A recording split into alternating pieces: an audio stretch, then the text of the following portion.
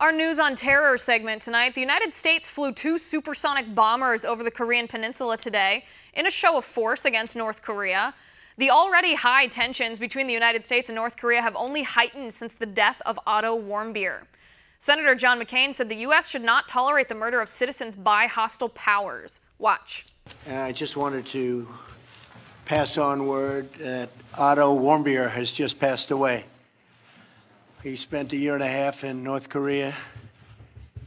A lot of bad things happened, but at least we got him home to be with his parents, where they were so happy to see him, even though he was in very tough condition, but he just passed away a little while ago. It's a brutal regime, and we'll be able to handle it. With me now, retired Brigadier General and author of Besieged, General A.J. Tata. General, thanks for being here.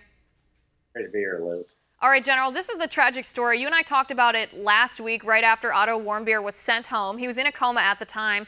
He's since died. He died yesterday after spending the week in the United States in a state, the doctors called it unresponsive wakefulness. I guess he wasn't responding to anything. He couldn't speak. And then ultimately he passed away. I mean, I can only imagine, and I defer to your expertise on this since you are an expert in that area of North Korea, but I can only imagine the North Koreans knew in some way that he was about to die, and that's why they sent him back. That's why they released him. Well, I think that's probably right, Liz. That may be giving North Korea a little bit too much credit for having some humanity, but I think they just wanted to unload him so that they didn't get called out for having him die in their prison.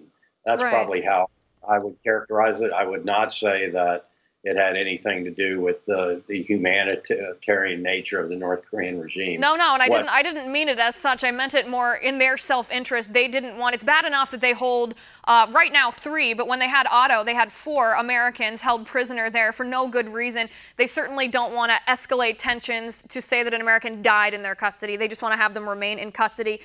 General, what did they do to him? I mean, I know you're not a medical professional here, but as someone who's studied the North Korean regime, knows what they're capable of, you know, we talked a little bit about their special forces and the capacity of their special forces last week.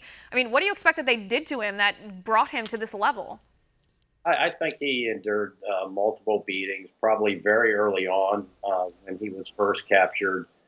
He was probably starved and dehydrated and was living in the most horrible conditions that anyone could live in. And that's because they have absolute power there, and that corrupts absolutely. And when it devolves all the way down to the Special Forces sergeant that's in charge of interrogating him, he's going to slap him around, beat him up, try to get information out of him. And whether or not they actually believe he was a spy or just a college kid sort of finding his way, which I believe he was, a University of Virginia student. It's unwarranted. This just confirms, Liz, what we already know about North Korea. They are a brutal terrorist regime that does not follow international law, and so we're flying flexible response options right now. We've got ships, we've got airplanes, we've got troops, all of whom can come and do some harm to North Korea. Now it's a big deal because we've talked for months about this, about the direct fire range of the non-nuclear arsenal that they have, and the 25 million Koreans and Americans and other nationalities that live within that arc of terror that North Korea could, with the pull of a lanyard, lay waste to a good part of Seoul.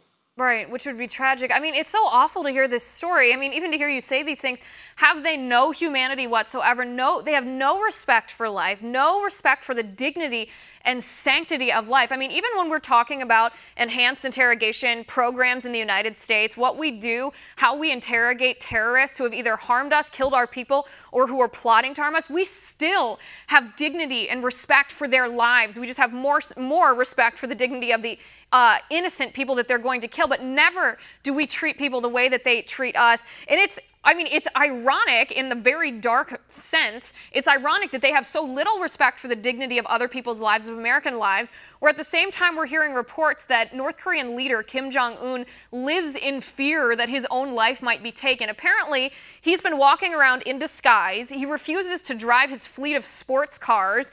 He's been moving from one position to another because he fears a decapitation team like the one that took out Osama bin Laden is after him and is going to get him at any moment. That's a good thing, that he is paranoid like that he's moving, because when people move, they make mistakes.